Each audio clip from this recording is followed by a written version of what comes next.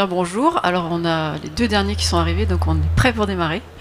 Donc je suis Claire Gourceau, je suis secrétaire générale chez Pierre Passion. On est société à mission promoteur immobilier sur Toulouse. On est société à mission depuis 2022 et je suis ambassadrice de la communauté des entreprises à mission sur la région Occitanie-Toulouse, puisqu'il y a 2 ambassades sur la région, puisqu'on est une grande région. Et bonjour à toutes et à tous. Vous m'entendez bien? Oui, a priori, ça a l'air d'être nickel. Je suis donc Alexandre Boucher, je suis le directeur commercial du cabinet de Saint-Front. Je suis également associé au cabinet. Voilà. Pour celles et ceux qui ont peut-être vu initialement l'invitation, aujourd'hui il devait y avoir d'autres personnes, il devait y avoir Candice Lourdin qui devait représenter également aux côtés de Claire la communauté des entreprises à mission. Candice Lourdin, c'est la directrice générale du cabinet de Saint-Front. Bon, je suis venu la remplacer. Et il y avait également monsieur Jean-François qui n'a pas pu se rendre disponible. Voilà, on va vous présenter dans un premier temps qui on est en tant qu'entreprise. On va vous présenter la qualité de société à mission puisque c'est l'objet de cette conférence. On va vous présenter la communauté des entreprises à mission. On va vous partager quelques retours d'expérience et puis derrière on fera un petit temps de questions-réponses si vous le voulez bien. D'ailleurs les questions vous les gardez pour la fin ou vous nous les posez en direct, il n'y a pas de souci. Avant même de commencer, on souhaitait savoir parmi vous s'il y avait des entreprises qui étaient déjà à mission. Si vous pouviez lever la main, visiblement si. Il y a une personne donc, qui représente une entreprise à mission. Pour les autres personnes, c'est un modèle que vous connaissez un peu, beaucoup, pas du tout. Je vois des noms qui laissent penser que vous connaissez peu le sujet. Bon, mais écoutez, on va essayer en tout cas de répondre à l'ensemble de vos questions. Alors, je vais vous présenter déjà Pierre Passion. Donc, Pierre Passion, c'est une société de promotion immobilière. Donc, je sais qu'on nous dit souvent que la promotion immobilière, c'est bizarre d'être société à mission. Parce qu'on a quand même des stéréotypes bien ancrés dans la tête. Il s'avère que nous, on est assez à mission dans l'ADN, puisqu'en fait, c'est une société qui existe depuis très très très longtemps. Alors, sur le CABIS, on est là depuis 93, mais il y a un historique qui a plus de 100 ans. En fait, on a la spécificité de faire de l'accession sociale. Donc, on s'adresse à des personnes qui sont sous plafond de revenus, pardon. Alors, sur Toulouse, ça représente 80% de la population. Donc, n'hésitez pas à venir nous voir si vous êtes intéressés. Et puis, on fait surtout quelque chose qui est assez particulier, c'est que tous nos dividendes se remontaient pour faire des missions sociales. Donc, en fait, on n'engraisse pas les actionnaires comme certains pourraient le penser. Tout va être redistribué pour aider des associations comme SOS Taudis, aider à la rénovation de copropriétés dégradées, des choses comme ça. Voilà, donc on est dans un ADN on est un peu entre le social et le privé, mais on est quand même promoteur privé. On a un objectif de production de 200 logements par an. Voilà, sur Toulouse et grosse agglomération toulousaine, on va dire. 17 collaborateurs et on est filiale du groupe Midi Habitat. Certains connaissent peut-être le bailleur social Patrimoine qui fait partie du même groupe et membre du réseau Procivis qui est un réseau national.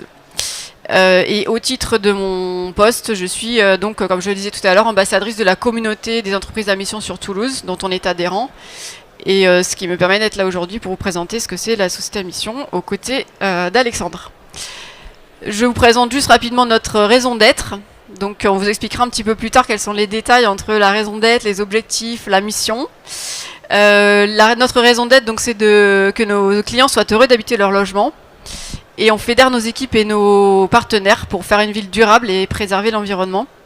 Et pour ça, on a mis 4 piliers en place. Un pilier de satisfaction client, d'éthique, d'éco-responsabilité et de solidarité. Sachant que je fais très rapide parce que je ne vais pas prendre trop de temps. Ce qu'on va mettre par exemple dans satisfaction client, c'est pas juste on veut que nos clients aient 95% de satisfaction. On va aller vraiment chercher une fois qu'ils sont déjà rentrés dans les logements, ce qui leur va, ce qui leur va pas, pour pouvoir ensuite faire de l'amélioration pour les prochains acquéreurs et les prochaines résidences qu'on va faire par exemple. Voilà, je vais laisser la place à Alexandre. Alors, le cabinet de Saint-Franc, c'est un cabinet d'audit et de conseil qui est spécialisé dans la RSE, dans le développement durable et dans cette qualité de société à mission. Donc, on a un peu cette double particularité aujourd'hui, c'est-à-dire que le cabinet de Saint-Franc est une entreprise à mission, mais c'est aussi une de nos activités. Vous allez le comprendre. On est à ce jour 20-25 collaborateurs répartis entre Toulouse et Paris. On existe depuis le début des années 2000. Voilà. Les activités que nous avons aujourd'hui au cabinet de Saint-Franc sont assez simples, elles sont deux. La société à mission en fait partie, dans laquelle on a deux sous-activités. Une activité de conseil, où on accompagne des entreprises qui font le choix de devenir société à mission. On va vous expliquer derrière dans les grandes lignes comment on devient société à mission.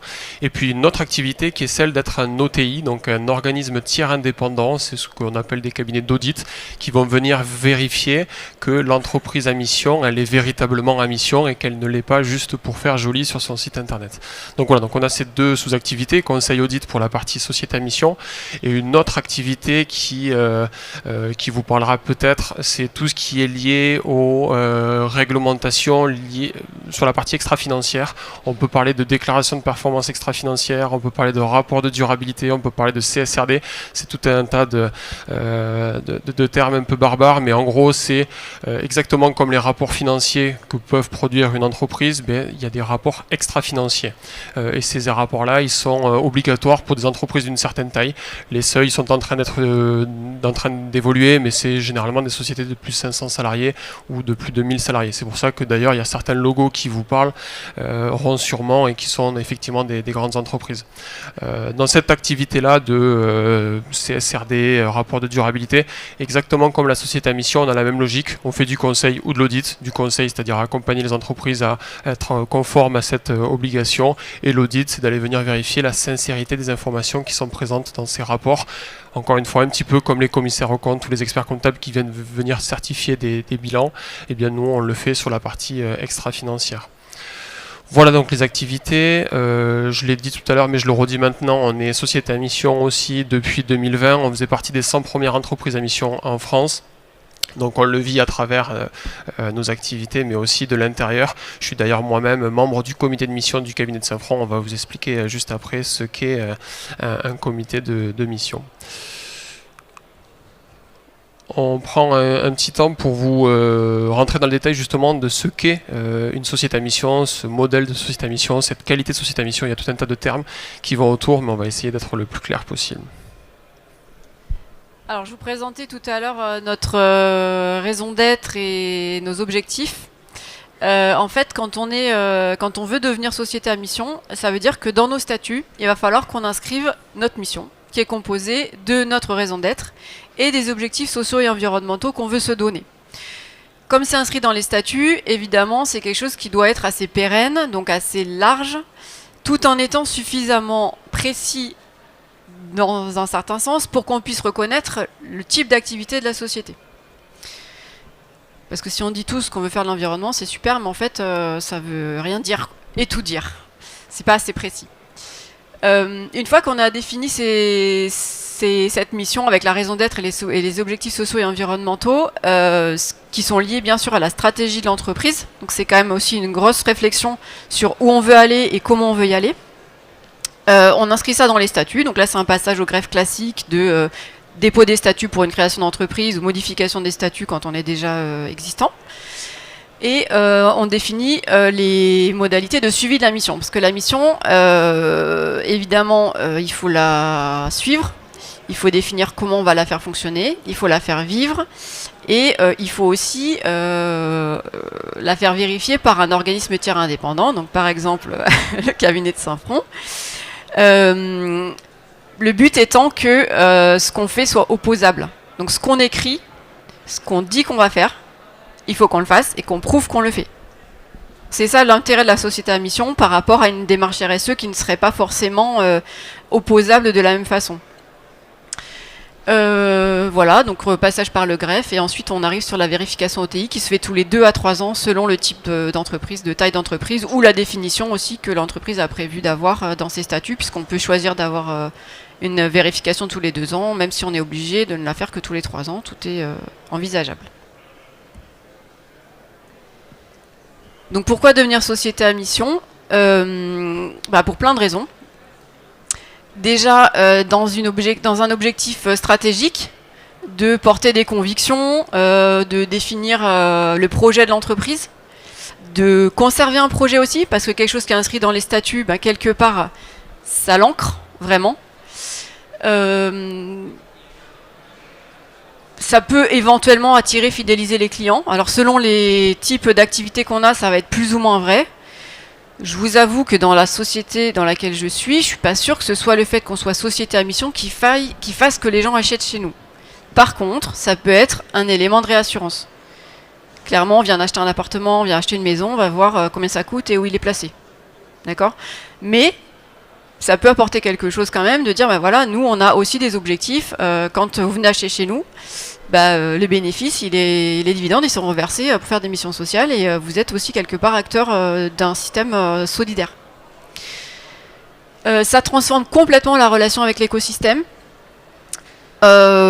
On est obligé en fait de prendre en compte ces parties prenantes quand on devient en société à mission. On ne vit plus pour soi-même, on vit vraiment pour l'écosystème complet, les fournisseurs, les partenaires, les acheteurs. On prend vraiment l'ensemble des parties prenantes en compte dans la stratégie.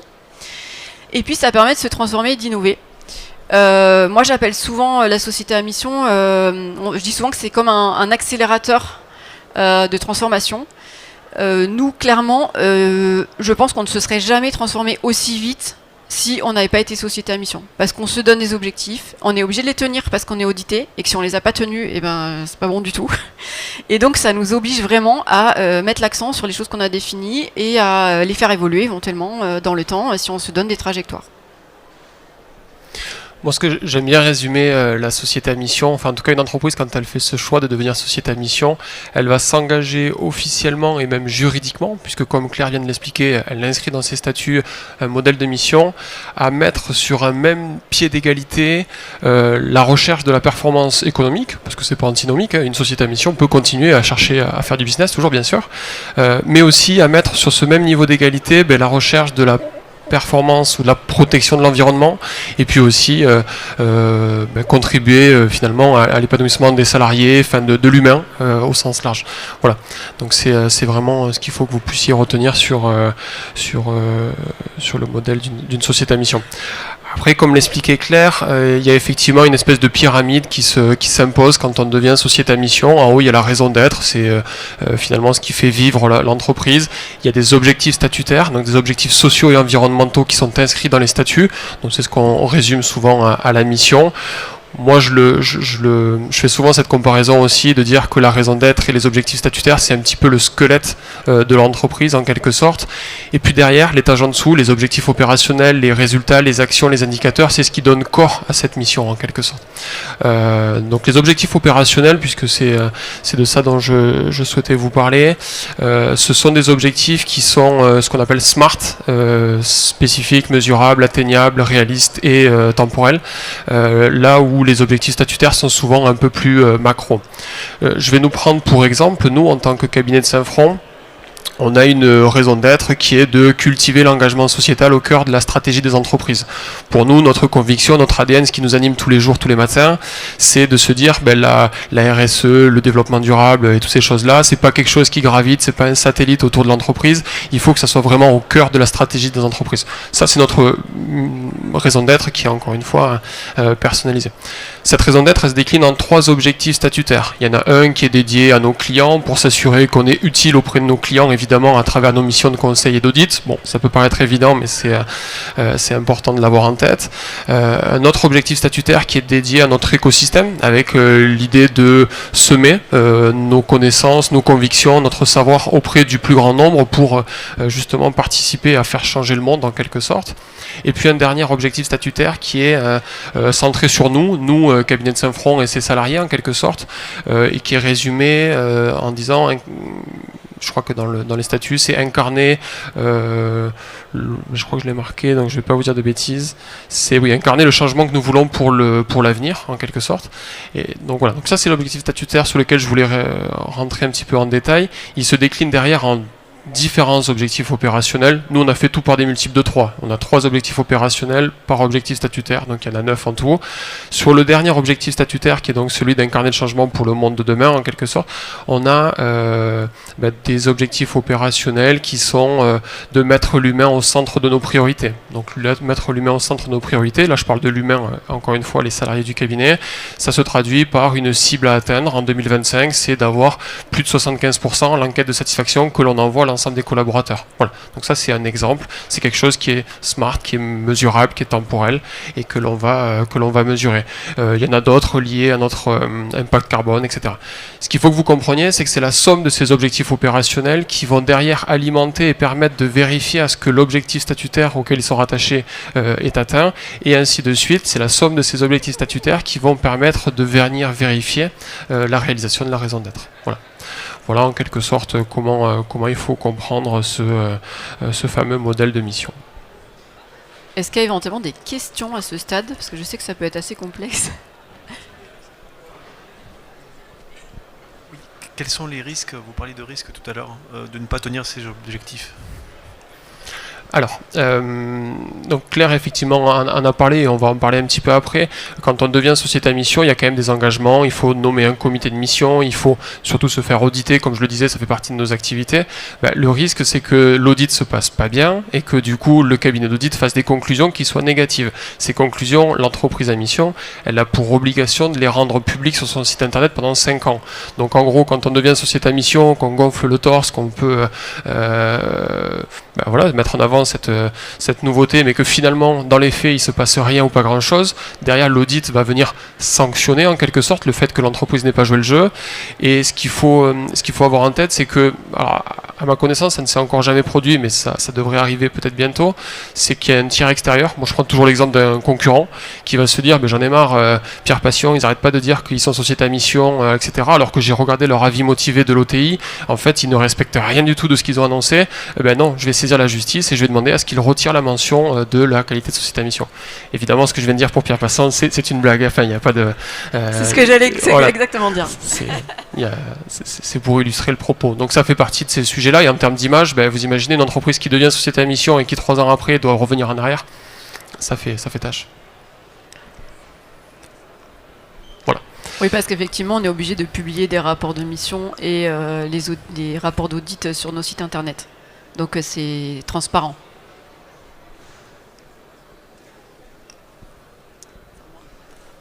Alors le comité de mission, c'est un nouvel organe de gouvernance qui est mis en place quand on devient société à mission. Alors selon la taille de la mission, on peut être obligé d'avoir un comité de mission ou simplement un référent de mission qui peut être simplement un référent en interne. Nous, on n'était pas obligé de passer avec un comité de mission, mais on en a quand même pris un. Je vais vous expliquer pourquoi. On a quand même mis un en place. L'intérêt du comité de mission, c'est qu'en fait, on choisit les gens qu'on met dans le comité. La seule obligation qu'on a, c'est qu'il y a au moins une personne interne à l'entreprise qui en fasse partie. Et que ce ne soit pas le dirigeant.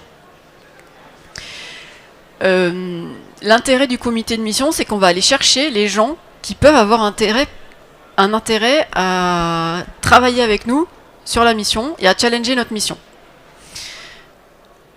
Chacun le compose comme il le souhaite.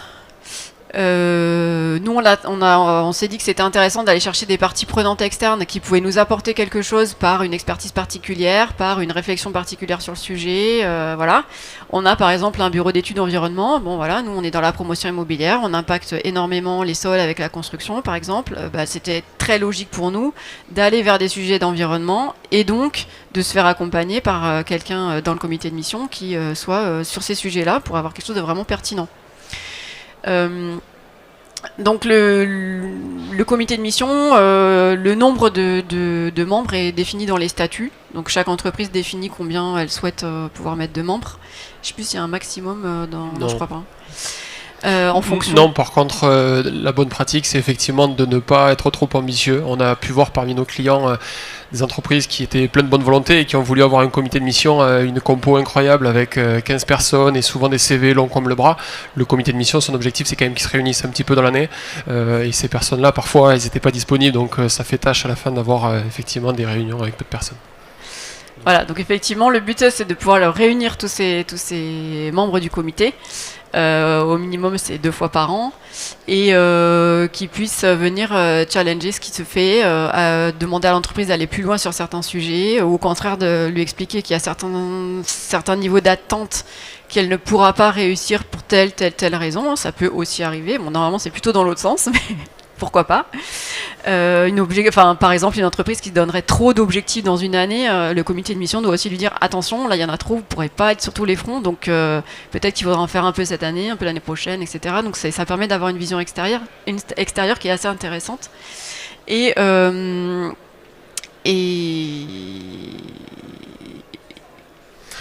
Comme le disait Claire, effectivement, il y a ce sujet réglementaire qui est que pour les entreprises de moins de 50 salariés, elles peuvent nommer un référent de mission, c'est-à-dire une personne qui endosse ce rôle de comité de mission. Et pour les boîtes de plus de 50 salariés, généralement, c'est demandé à ce que ce soit un comité qui soit composé.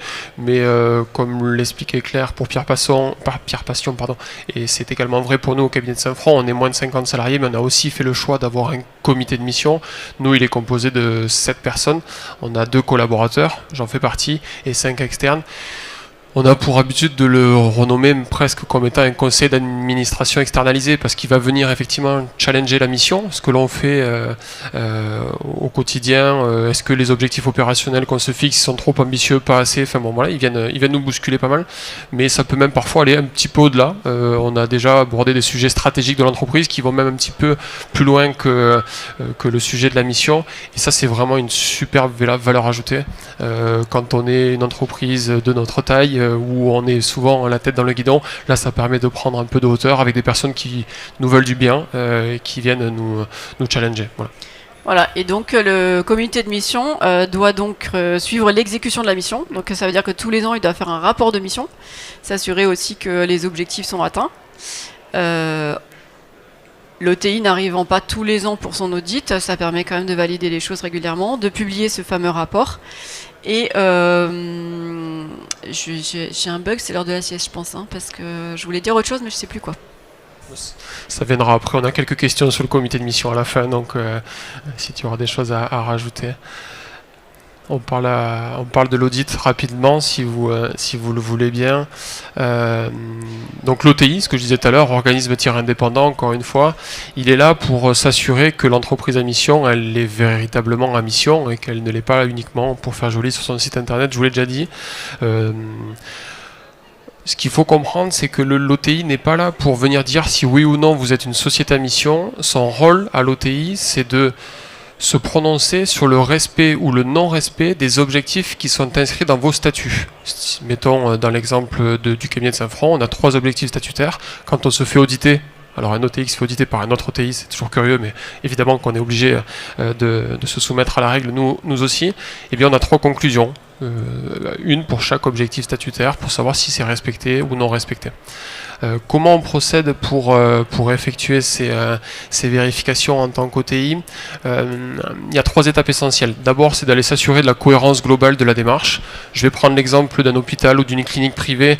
Si elle est société à mission et que dans sa mission, elle ne parle pas du bien-être de ses patients, on va se dire non, là, c'est pas possible, vous déconnez, enfin, il manque quelque chose. Donc voilà, c'est le principe de cohérence globale de la démarche. On va quand même aussi à ce moment-là s'assurer que les objectifs que l'entreprise se fixe, ce sont des objectifs ambitieux. Parce que si vous fixez des objectifs atteignables demain matin, n'importe qui peut devenir société à mission et du coup, il n'y a plus aucune crédibilité à devenir société à mission. Donc voilà, on est quand même, nous, en tant qu'experts du sujet, à venir vérifier que les objectifs que l'entreprise s'est fixés soient quand même un petit peu ambitieux avec cette notion de transformation qui est attendue. Ça, c'est la première chose. La deuxième, c'est d'aller s'assurer qu'en face des objectifs que l'entreprise se fixe, on va s'assurer qu'elle mette suffisamment de moyens en œuvre pour atteindre ces objectifs. Je vais prendre un exemple qui me vient par la tête qui est idiot. Si demain j'ai pour projet de faire un marathon mais que je ne cours jamais, ben évidemment on va se dire je ne mets pas les moyens suffisants pour atteindre et réussir à courir mon marathon. C'est volontairement exagéré, mais vous voyez un petit peu l'idée. Donc là, en tant qu'OTI, on va s'assurer qu'il y a des actions, qu'il y a des moyens financiers, non financiers, du temps humain qui est consacré pour faire vivre la mission et que c'est pas que l'entreprise ne se réveille pas à l'avant-veille de l'audit, mais que c'est bien quelque chose qui est fait tout au long de l'année. La troisième et dernière étape de l'audit, c'est d'aller s'assurer de la bonne atteinte des objectifs. Et là, pour le coup, comme l'expliquait Claire, on va interroger les membres du comité de mission, on va prendre connaissance des rapports de mission qui sont produits chaque année, on va interroger pourquoi pas des collaborateurs de l'entreprise pour comprendre dans l'entreprise comment se passe la mission. On peut même aller interroger des parties prenantes, ça peut être des clients et autres. Et puis derrière, on va aussi faire un petit travail d'auditeur, c'est pas le plus rigolo, mais d'aller s'assurer que les indicateurs qui sont suivis, ils sont bien suivis, ils sont bien sincères en quelque sorte. Voilà. Donc c'est la somme de ces trois choses, la cohérence du modèle de mission, l'adéquation des moyens et l'atteinte des objectifs qui nous permet, nous, derrière, en tant qu'OTI, d'émettre ce fameux avis motivé qui va venir rendre compte sur le respect ou le non-respect de vos objectifs statutaires. Et c'est ce fameux document qui doit être rendu public sur votre site internet pendant 5 ans. Voilà. Voilà ce que je pouvais vous dire sur la partie audit. J'aurais dû commencer par le fait que, effectivement, il y a des petites règles de taille. Pour les entreprises de moins de 50 salariés, le premier audit doit intervenir au bout de 24 mois, puis tous les 3 ans. Pour les entreprises de plus de 50 salariés, le premier audit doit intervenir dans les 18 mois après la modification des statuts, puis tous les 2 ans. Voilà. Bon, ça, c'est des petites infos à la marge. On va parler maintenant de la communauté des entreprises à mission que l'on représente aujourd'hui avec Claire. Rapidement, quelques chiffres. Alors, bon, les deux premiers me parlent un peu moins, mais celui qui est intéressant, c'est le troisième et le quatrième. Aujourd'hui, on compte en 2025, en novembre 2025, on a passé là tout récemment la barre symbolique des 2300 sociétés à mission en France. Donc, c'est quelque chose qui est en croissance. Vous le verrez, il y a un graphe derrière qui le reprécise. Ces 2300 sociétés à mission en France, ça représente plus d'1 million de personnes qui travaillent dans une société à mission, ce qui n'est pas neutre quand même. La répartition géographique à gauche, vous le voyez, bon, il y a évidemment une majorité de sociétés à mission qui sont dans la région Île-de-France, mais les autres régions n'ont pas à rougir de leur présence. On voit pour l'Occitanie qu'on en a à ce jour 141. C'était en 2024, c'est 141, avec une croissance de 28% par rapport à l'année qui a précédé. Voilà, donc c'est représenté sur l'ensemble du territoire. Vous voyez, même en Corse, il y a une société à mission. Sur la droite, vous voyez l'ancienneté des entreprises qui sont devenues sociétés à mission. Donc effectivement, il y a plus de la moitié des sociétés à mission qui existent depuis 2019, ce qui veut dire en gros que plus l'entreprise est récente, plus elle a tendance parfois à devenir société à mission. On parle souvent de mission native, des entreprises qui se créent et qui directement inscrivent dans leur statut la raison d'être et les objectifs statutaires. Mais il y a d'autres entreprises un peu plus anciennes qui ont fait ce choix de devenir société à mission et bravo à elles. Alors, il faut surtout expliquer peut-être que la société à mission a été définie par la loi Pacte en 2019. Donc ça a forcément créé un petit schisme avec ce qui a pu se faire avant et c'est logique qu'il y ait beaucoup de sociétés à mission qui le soient devenues après 2019. Pardon, bonjour.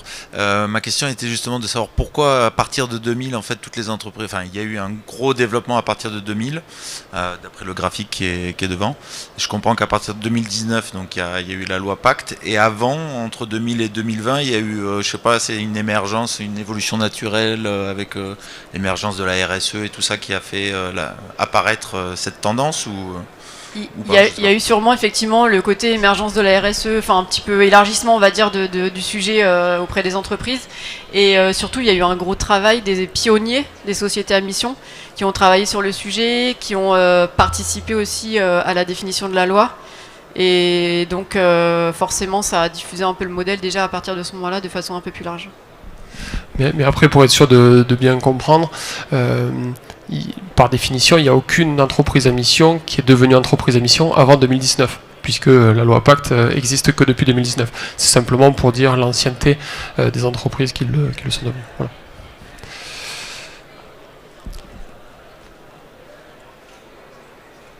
Oui, peut-être un an ou deux. Vous n'avez pas le statut officiel du coup. Voilà, c'est ça. Sur la gauche, donc là, ça reprend, vous vous souvenez du chiffre 2300 sociétés à mission, donc en 2019, il y en avait 14, en 2020, 202, et ainsi de suite, donc vous voyez le rythme entre 300 et 500 sociétés à mission en plus chaque année. En 2024, il y en avait 1961, là je viens de vous dire qu'on était à 2300, on va être à 2400 d'ici Noël, à peu près, donc ça fait encore une fois une croissance de 400 à 500 sociétés à mission missions en plus chaque année. Et puis à droite, vous voyez la répartition. Il y a quand même plus de 80% qui sont des PME qui sont devenues sociétés à mission. Il y a quand même presque 14% qui sont des ETI, sociétés à mission, et 5% des grandes entreprises. Ce qui est intéressant juste d'avoir en tête là, de mettre en perspective, c'est qu'aujourd'hui, parmi les sociétés, et je ne parle pas mission, je parle des sociétés en France, il y en a à peine 1% qui sont des grandes entreprises. Par contre, sur les sociétés à mission, il y en a plus de 5% qui sont devenus des sociétés à mission. Donc c'est une dynamique que l'on voit de plus en plus. Alors, dans les grandes entreprises, pour changer les statuts, ça prend un peu plus de temps que quand on est 4. Mais effectivement, il y a un mouvement qui est en train de se créer aussi chez les ETI et les grandes entreprises. Puis il y a plus de monde à embarquer aussi quand on a 5000 salariés que quand on en a 10. Voilà. Enedis, par exemple, et société à mission. On a effectivement les cliniques Ramsay, par exemple, que vous devez connaître, qui font plus de 30 000 salariés, qui sont sociétés à mission, la Maïf, qui font partie de nos clients. Ce sont des grosses boîtes, donc là, c'est des gros audits, mais il y en a quelques-unes. Alors je fais un petit focus sur la communauté des entreprises à mission. Alors si vous êtes ici, c'est sûrement que vous vous intéressez au modèle, donc ça peut vous intéresser aussi de connaître la communauté des entreprises à mission. C'est une association qui a été créée en 2018, qui a été portée, je vous en parlais tout à l'heure de personnes qui ont justement porté le modèle pour la loi Pacte, etc. Donc ça a été effectivement le même collectif d'entrepreneurs en fait qui a porté la création de cette association. Elle est basée à Paris, par contre elle est représentée en région par des ambassades, donc avec des entreprises sociétés à mission qui décident de devenir ambassadeurs et d'aller porter l'information, soutenir un petit peu les créateurs d'entreprises ou les entrepreneurs qui souhaiteraient passer sur ce modèle-là. Nous, par exemple, en l'occurrence, on a décidé que j'aurais du bénévolat pour la communauté des entreprises à mission, donc sur mon temps de travail. Des fois, c'est hors temps de travail aussi, mais là, ça reste mon sujet personnel. Et donc, on crée des événements sur la région pour pouvoir informer, échanger aussi, parfois entre pairs, pour évoluer un petit peu quand on est déjà société à mission ou quand on est en train de se créer. L'intérêt de la communauté, c'est vraiment, déjà elle est société à mission, donc elle connaît les problématiques et elle peut aller vraiment adresser les personnes de façon concrète. Je crois que tu peux mettre le slide d'après, je crois que... Voilà. Et donc ça apporte, en fait, le fait d'être adhérent à cette communauté, ça apporte la possibilité de venir se greffer sur des événements, alors souvent qui sont en visio, parce qu'avant c'était que à Paris, c'était compliqué, maintenant ça permet à tout le monde d'y participer. Des rendez-vous mensuels sur différentes thématiques qui peuvent être aussi bien vraiment purement sur la mission ou sur des types d'entreprises. Il y a par exemple le cercle des ETI, le cercle de l'immobilier, le cercle des OTI, le cercle des industriels sûrement. Enfin, il y a pas mal de cercles en fait avec des gens qui peuvent discuter entre eux de problématiques qu'ils ont en commun. C'est hyper intéressant. Et il y a aussi beaucoup d'éléments sur comment on crée une société à mission, comment on embarque les collaborateurs, enfin tous les sujets qu'on peut avoir en tête quand on veut rentrer dans ces statuts-là. Les ateliers Challenger sa mission, très intéressant aussi. Ça permet en fait de mettre sa mission en jeu entre guillemets avec 3 ou 4 personnes qui sont déjà sociétés à mission et qui viennent challenger pour dire voilà, là votre mission si vous voulez l'écrire comme ça dans vos statuts, ça risque d'être problématique à tel endroit, ou au contraire, là on comprend bien, là on comprend moins bien, peut-être qu'il faudrait expliciter ça, etc. Ça marche quand on n'est pas encore société à mission qu'on veut le devenir, ça marche aussi quand on veut réviser sa mission.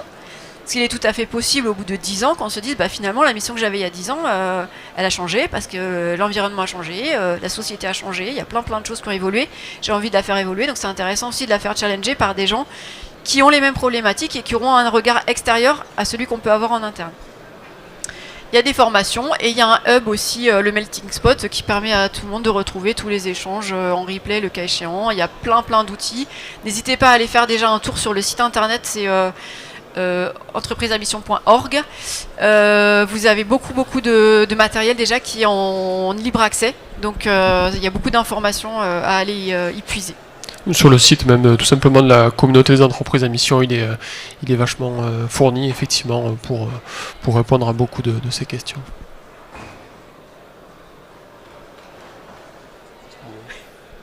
Bon, juste un petit focus sur le nombre d'ambassadeurs en région. Donc on a 9 ambassadeurs sur l'Occitanie, on est 4 ambassadeurs sur Toulouse. D'ailleurs, j'en profite, si jamais il y en a que ça intéresse, n'hésitez pas à me laisser vos coordonnées si vous voulez être invité aux événements. C'est toujours gratuit et on ouvre à tous ceux qui sont intéressés. Donc n'hésitez pas. Et donc là, oui, ça vient illustrer ce que Claire vient de vous présenter, des événements, des ateliers qui ont été menés pour les ambassadeurs de l'ex-région Midi-Pyrénées, et avec donc les 4 ambassadeurs et Candice Lourdin que je remplace aujourd'hui. Rapidement, on va s'improviser des questions-réponses entre Claire et moi-même. Je commence par te poser la question, pourquoi Pierre Passion est devenu société à mission? Tu as dû l'expliquer tout à l'heure. J'ai déjà un petit peu expliqué tout à l'heure, mais effectivement, en fait, nous, on a changé de direction générale en 2021. Et la nouvelle directrice générale, qui était déjà en fait dans l'entreprise avant, a décidé de partir sur un projet d'entreprise nouveau. Et sa vision, c'était de dire, voilà, on va devenir société à mission. Et je veux qu'on ait un impact sur notre environnement au sens large, pas juste l'environnement au sens végétal, sur toutes nos parties prenantes, et qu'on ait vraiment un rôle à jouer dans la société. Et à partir de là, on est parti sur le format de la société à mission, qui vit très bien à l'heure actuelle. Tu veux que je continue avec le reste Comme tu veux. Ou si tu Ou veux, toi, comment t'as fait? Pourquoi vous êtes devenu associé à nous, mission? ça paraît évident, du fait de notre activité, vous l'avez compris, qui est aussi tournée vers la société à mission, mais avec un sujet d'exemplarité, tout simplement. À partir du moment où on a un tiers de nos clients qui sont des sociétés à mission, qu'on va venir auditer ou qu'on va accompagner à devenir société à mission, on a voulu, à notre échelle, montrer bien sûr l'exemple, mais surtout parce qu'on est convaincu par ce modèle-là. Ça nous parle évidemment en tant qu'expert de la RSE, du développement durable. Donc, voilà. Comment vous avez fait pour devenir société à mission? Alors, comment on a fait pour tout vous dire, c'est assez rigolo d'ailleurs, c'était en 2019, au moment de la changement de la gouvernance, il y avait Jacques de Saint-Front qui a passé les rênes à sa fille Pauline de Saint-Front, et Jacques a souhaité, entre guillemets à ce moment-là, léguer quelque chose qui s'inscrive dans le marbre, et c'est à ce moment-là qu'a été pensée la vision du cabinet de Saint-Front. À l'époque, on parlait de vision parce que la société à mission en 2019, on savait à moitié ce que c'était. Et puis finalement, en 2020, quand la société à mission a commencé à faire un peu de bruit, on s'est rendu compte que la vision qu'on avait pensée à ce moment-là correspondait à une raison d'être. Et donc c'est comme ça qu'on a fait ce cheminement. Ça a été fait de manière assez collaborative. On était l'ensemble des collaborateurs. À ce moment-là, on était une dizaine, je crois, à participer, à réfléchir à qu'est-ce qui nous animait. Et voilà, des espèces de travaux en brainstorming. On l'a fait de nous-mêmes, en quelque sorte. Et Pierre Passion. Alors nous, on s'est fait accompagner par un cabinet quand même, parce que pour le coup, c'est pas notre métier. On a fonctionné en fait par cercle de travail, alors plus ou moins élargi en fonction des thématiques, mais l'idée c'était déjà de définir un petit peu nos parties prenantes pour ensuite pouvoir les interroger, savoir quelles étaient leurs attentes, et ensuite pouvoir définir la mission en cohérence avec toutes les personnes qui nous entourent dans notre quotidien professionnel. On a surtout trouvé que c'était important d'embarquer l'ensemble des salariés. On a la chance de n'être que 17 et donc c'était assez facile de pouvoir faire des réunions avec l'ensemble des salariés. C'est plus compliqué, je disais tout à l'heure, quand il y en a beaucoup plus, parce que on peut pas forcément faire des réunions à 5000 et poser une question à tout le monde en même temps, c'est difficile. Donc il faut trouver d'autres formats, mais là on a eu vraiment la possibilité de, dès le départ, définir la mission avec l'ensemble des collaborateurs, ce qui a permis vraiment de déjà l'ancrer dans la réalité de leur quotidien et qui commence à cheminer alors qu'on n'était pas encore devenu société à mission, qu'on n'avait pas encore transformé nos statuts. Est-ce que tu peux nous partager des choses que vous ont apporté votre comité de mission? Oui. Alors cette année surtout, on a eu vraiment... bon, ils sont pas là, mais je les aurais remerciés, sinon, encore une fois. On a eu vraiment des évolutions particulières avec le comité de mission. Cette année, on a fait des sous-commissions. On a eu un partenaire bancaire avec qui on a travaillé en collaboration pour pouvoir travailler sur des prêts à impact. Il faut savoir que dans la promotion immobilière, nous, on fait des prêts qui ne sont pas du tout du même type que ceux que nos clients vont faire. C'est des prêts à court terme qui sont sur, on va dire, 2 à 5 ans et qui ne sont pas, pour lesquels il n'existe pas de prêt à impact comme ça peut être le cas pour des particuliers. Et donc on voulait qu'ils puissent faire des prêts adaptés à des sociétés qui travaillaient sur des projets avec un intérêt environnemental notamment, pour nous avec des projets un peu vertueux en termes de thermique, voilà. Et donc on a fait travailler notamment le Crédit Agricole 31 et Arkea, qui ont tous les deux avec nous créé des prêts qui n'existaient pas jusqu'à maintenant. On ne pensait pas réussir à les faire bouger, mais on a réussi grâce à l'aide de notre comité de mission.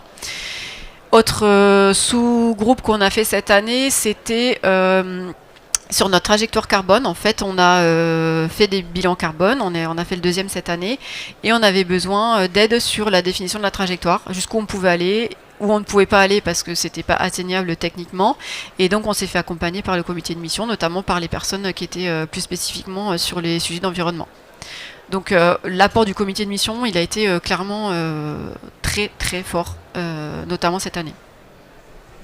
Au cabinet de Saint-France, je vais reprendre ce que j'ai dit tout à l'heure, c'est vraiment la prise de hauteur. Nous, on se réunit une fois par trimestre, donc à peu près 4 fois par an, et effectivement d'avoir autour de la table des personnes internes à l'entreprise, dont je fais partie, qui permettent d'alimenter et de donner le quotidien que l'on vit au cabinet de Saint-France à des personnes qui nous connaissent, mais parce que ce sont des clients, parce que ce sont des fournisseurs, ou parce que ce sont des experts de sujets qui nous intéressent au titre de la mission. Et bien ça nous a vraiment permis de prendre parfois de la hauteur sur des sujets qu'on n'imaginait pas. Donc un vrai recul sur certaines choses, et puis parfois des décisions assez éclairantes, et comme je le disais encore une fois tout à l'heure, y compris sur des sujets liés à la stratégie de l'entreprise, sur des développements d'offres et compagnie. Donc voilà, moi je trouve que en tant que société à mission, il y a plusieurs avantages à devenir société à mission, mais effectivement de constituer un comité de mission a été un apport très précieux pour le cabinet, malgré le fait que ce soit notre métier. Quels ont été les résultats du coup pour le cabinet de Saint-France ? Pour ne pas redire ce qui a été dit, moi ce que je trouve très chouette dans cette qualité de société à mission, c'est cette notion d'objectif qui chaque année nous oblige en quelque sorte à toujours faire mieux, toujours à viser quelque chose de nouveau. Je ne dis pas qu'une entreprise qui n'est pas entreprise à mission va s'endormir, mais le fait d'être tout le temps en mouvement, tout le temps avec des nouveaux objectifs, tout le temps des nouveaux horizons, c'est ce qui nous permet d'être animé, dynamique, et c'est peut-être ce qui aujourd'hui me semble le plus important à vous partager. Alors le côté mouvement, je suis tout à fait d'accord, effectivement, c'est vrai que ça oblige à avancer. Je rajouterais aussi, je pense, l'embarquement des collaborateurs. Clairement, on a fait certains recrutements qui ont été déclenchés parce qu'on était société à mission. Peut-être qu'on n'aurait pas fait le même recrutement si on ne l'avait pas été. C'est aussi quelque chose qui fédère beaucoup l'équipe et qui sûrement nous aide à la rétention des salariés, même si on était quand même plutôt pas trop mal au départ, donc il y avait un bon terreau. Voilà, puis après les résultats aussi en termes de, je pense tout simplement de partenariat, les partenaires avec qui on travaille savent pourquoi on travaille avec eux. Et je pense que ça permet aussi d'avoir quelque chose vraiment, une relation de confiance encore plus particulière que celle qu'on peut avoir avec des partenaires classiquement. Voilà, mais écoutez, on en a fini avec... Ah non, pardon, il y a une partie conclusion, excuse-moi. Mais visiblement, c'est pas moi qui vais en parler. Dans une petite conclusion, juste pour dire que n'importe quelle organisation peut devenir société à mission. Ça peut être des sociétés, ça peut être des associations. Il n'y a vraiment aucun problème pour passer à mission. On s'appelle peut-être pas société à mission si on est association, bien sûr, mais ça peut vraiment se faire dans tout format de structure. L'avantage de la société à mission, c'est vraiment que on peut allier la partie exigence, puisqu'on se donne des ambitions, on se donne des indicateurs, des objectifs à atteindre et c'est audité, et en même temps la performance économique. C'est souvent quelque chose qu'on nous pose comme question. C'est est-ce que la société à mission, ça vous apporte quelque chose, ça vous apporte des financements, des subventions, des machins? Non, il n'y a pas. Ça, clairement, c'est pas pour ça qu'il faut y aller. Par contre, ça rajoute vraiment à la performance de l'entreprise quand c'est vraiment intégré dans la stratégie de l'entreprise. Et puis, ce que tu disais, franchement, ça met en action. Ça met vraiment en action, ça oblige à bouger, ça oblige à avancer, ça oblige à avoir une réflexion stratégique qu'on n'a pas forcément, ça oblige à prendre du recul surtout, et donc à voir où on va et comment on y va. Donc c'est vraiment un modèle plutôt très efficace. Donc là, on a vraiment fini. On va vous laisser nous poser des questions s'il y en a. Et il faut passer le micro, a priori.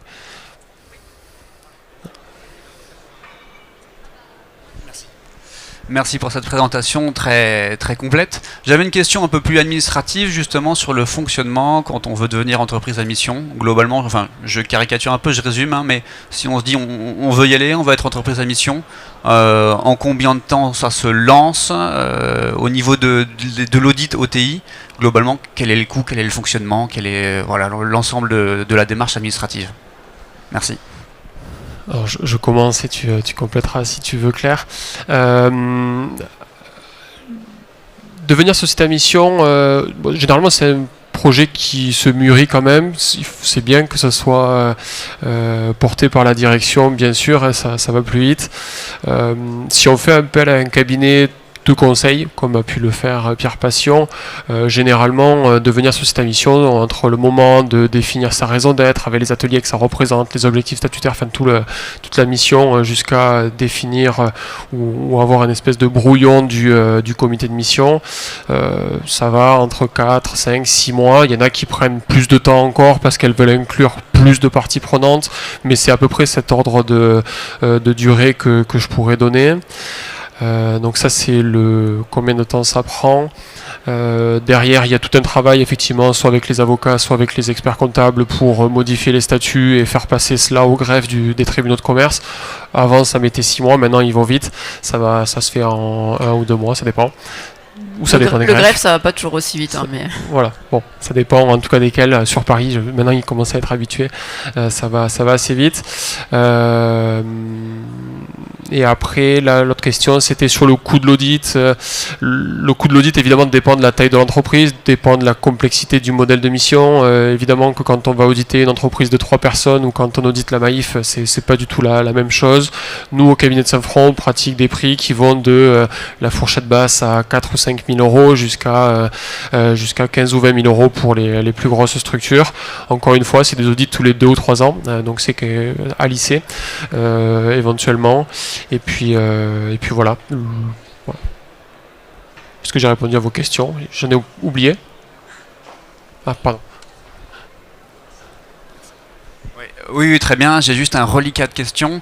Dans l'hypothèse où tout est prêt au niveau des objectifs, ou sub-prêt entre guillemets au niveau des objectifs statutaires, opérationnels, comment ça marche? C'est simplement au niveau, il y a une modification du statut de la société qui est faite par l'avocat et on devient entreprise à mission, ou il y a une sorte de validation par une autre structure au lancement? Ouais, c'est une question très pertinente et ça peut poser parfois question, mais dès lors que les statuts sont modifiés, l'entreprise peut se prétendre entreprise à mission et elle peut communiquer dessus. Ça peut peut-être surprendre, mais c'est comme cela que ça se passe. Puis derrière, effectivement, au bout d'1 an et demi ou 2 ans, lorsque l'audit intervient, eh bien là, il y a effectivement un second niveau de validation. Il est question au niveau de la communauté des entreprises à mission, alors je ne voudrais pas trop trahir certains secrets, mais que on distingue les entreprises à mission, celles qui le sont mais qui n'ont pas été auditées, celles qui ont été auditées une fois, celles qui ont été auditées 2 fois, pour effectivement peut-être justement avoir une espèce de badge pour situer les entreprises, parce qu'effectivement une entreprise qui dit qu'elle est entreprise à mission et qui ne se fait pas auditer, ça peut être du déclaratif. Voilà.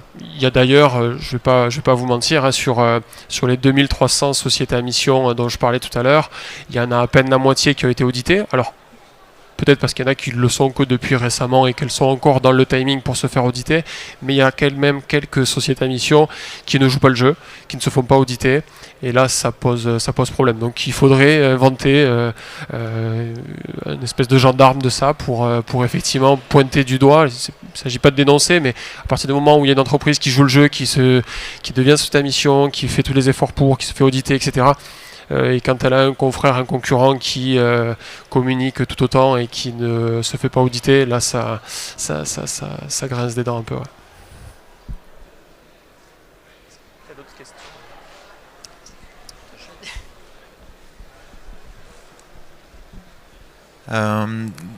Est-ce que vous pouvez nous donner un peu comment a été perçue en fait par l'environnement de la société cette transition, vos partenaires, qu'ils soient financiers, vos clients et tout ça.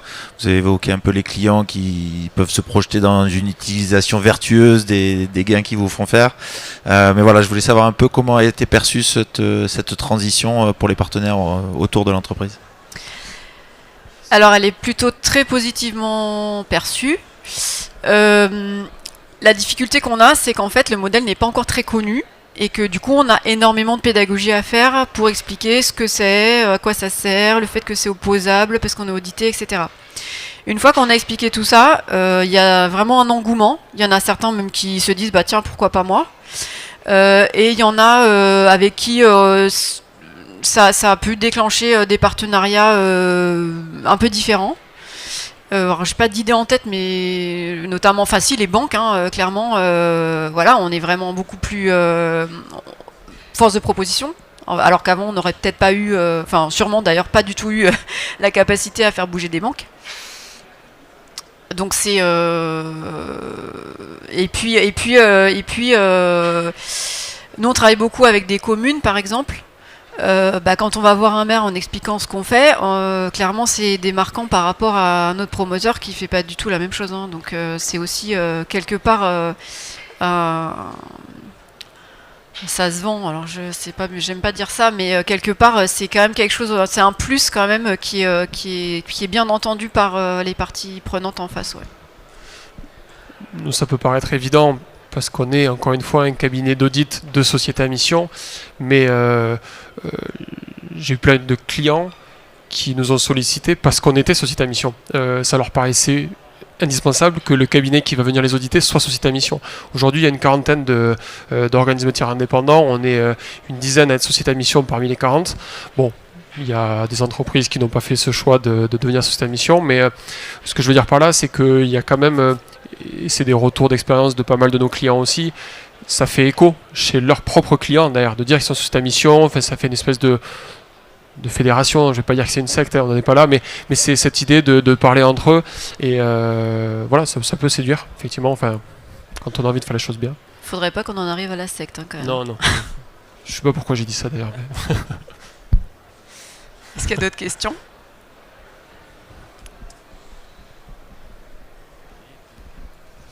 Est-ce qu'il y a un site web qui existerait, peut-être où on peut lister toutes les sociétés à mission qui existent et avoir leur raison d'être sans avoir fouillé les statuts, peut-être ? Alors oui et non. Alors, on n'en a pas parlé, mais effectivement, il y a un observatoire qui s'appelle l'Observatoire des sociétés à mission, sur lequel sont référencées toutes les entreprises qui ont été déclarées au greffe comme étant en mission.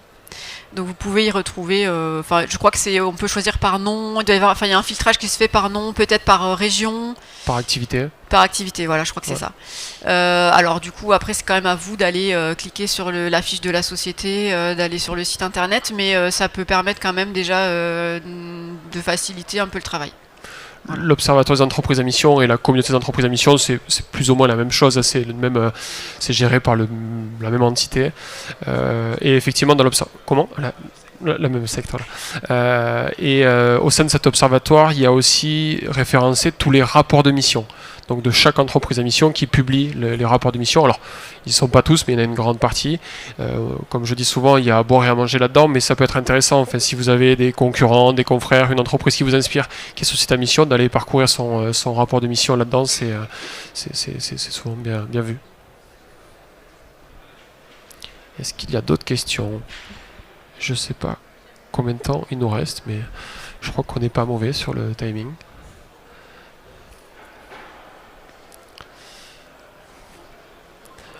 le monsieur nous indique qu'il reste 2 minutes. Mais si c'est bon pour vous, on n'a plus qu'à vous remercier pour votre présence. Si vous avez évidemment d'autres questions que vous souhaitez nous poser, on va rester pas très loin. Voilà. Merci en tout cas, et puis on vous souhaite une belle après-midi. Merci beaucoup.